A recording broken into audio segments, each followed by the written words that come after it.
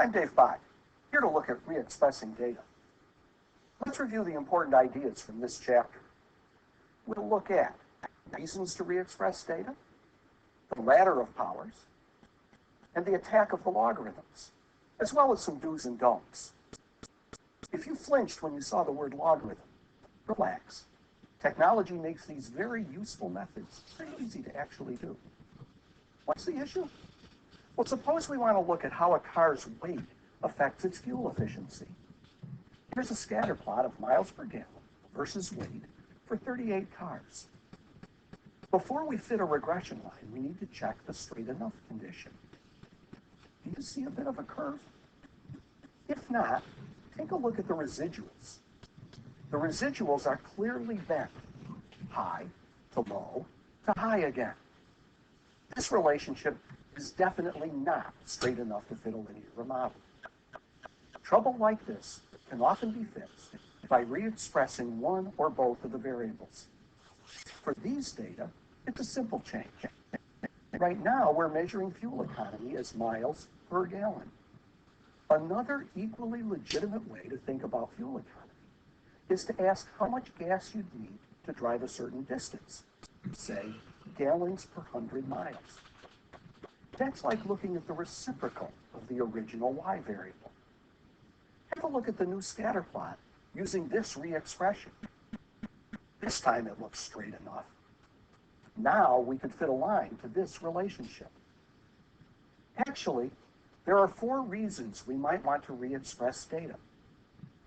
Let's take a quick look at each. The first goal of re-expression is to make the distribution of a variable more symmetric. Here's an example. This histogram shows the assets of 77 major companies. It's strongly skewed to the right.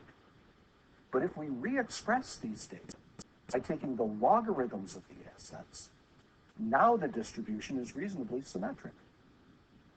A second goal of re-expression is to make the spreads of several groups more alike, even if their centers differ.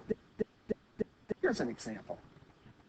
These box plots display assets of the major companies in several market sectors. Notice that many of the distributions look quite skewed, and that they show very different spreads. Let's try taking logs again. Now the box plots are more symmetric, and the spreads are more nearly equal. This makes it much easier to compare assets across market sectors. And there are 2 more reasons we re-express data. We've already seen that a well-chosen re-expression can make the form of a scatter plot more nearly linear.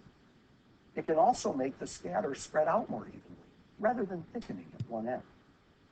For example, this scatter plot graphs company assets against the log of sales. Notice that the general pattern is bent. It curves slightly upward. Also notice that the points go from tightly bunched at the left to widely scattered at the right. Here's what happens when we use the re-expression log of assets. Hooray! The curve is gone, and the scatter is now pretty consistent across the entire graph.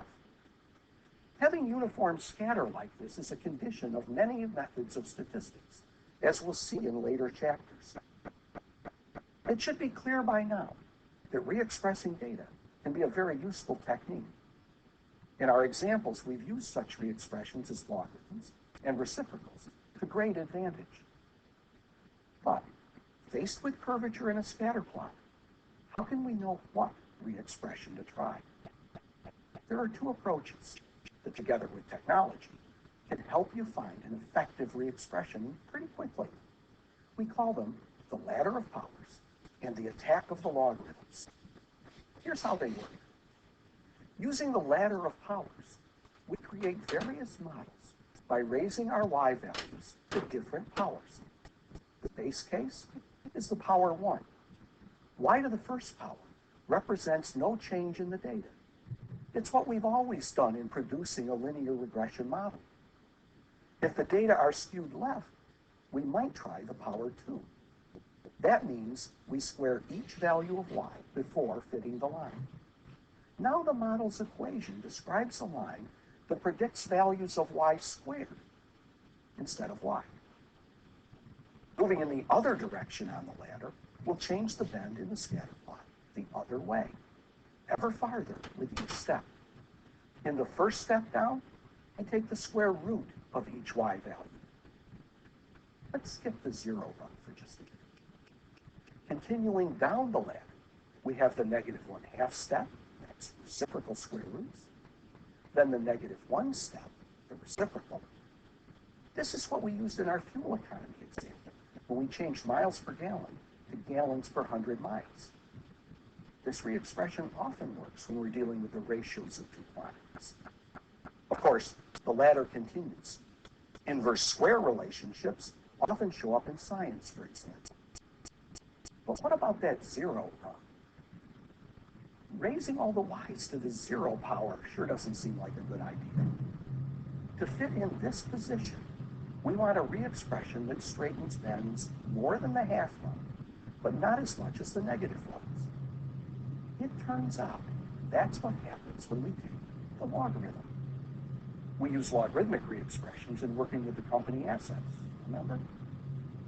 Taking logarithms can often help when dealing with things that grow by percentage increases, like populations or salaries. And with technology at hand, it's not hard to navigate the ladder to find a suitable model. Beware, though. Don't pursue perfection. Data are messy, and no re-expression will work perfectly. Remember, all models are wrong. We're looking for one that's useful, and that means pretty good is often the best we can hope for.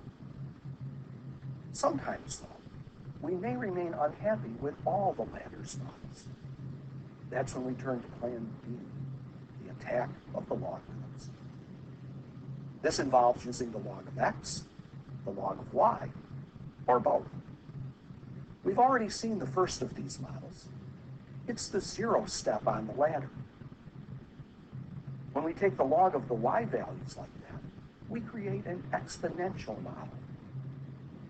If instead we take the log of the x values, we have a logarithmic model, not one of the rungs on the ladder. And we can also try taking the log of both x and y, creating a power model. It's sometimes called the Goldilocks model. When one of the ladder's powers is too big and the next one too small, this model may be just right. Finally, here's some general advice about working with re-expressions. First, don't go overboard. Part of finding a reasonable model is making it simple enough to be useful. Multiple complicated re-expressions simply defeat that purpose. Next, as we've said before, data are messy. You're looking for a useful model, not a perfect one. Third, don't simply think that the highest R² value identifies the best model. Pay attention to the residuals. Random scatter there points to a good model. Mathematically, we can't deal with roots, reciprocals, or logs of zeros or negative numbers. If your data includes such values, you'll need to add a constant to everything before re-expressing. Re-expression may also run into trouble if all the numbers are quite large. A typical example is years. If you're looking at a trend from, say, 1960 to 2000, you might consider just counting years since 1950, coding 1960 as 10 and 2000 as 50. And finally, don't get too cocky. Sure, re-expressions allow us to do some very clever things, but not every pattern can be linearized. For example, hourly temperatures cycle up and down each day, a pattern that can't be analyzed with methods that require a linear form. So there you have it, re-expression in a nutshell. We've looked at reasons to re-express data, the ladder of powers, the attack of the logarithms, and some do's and don'ts.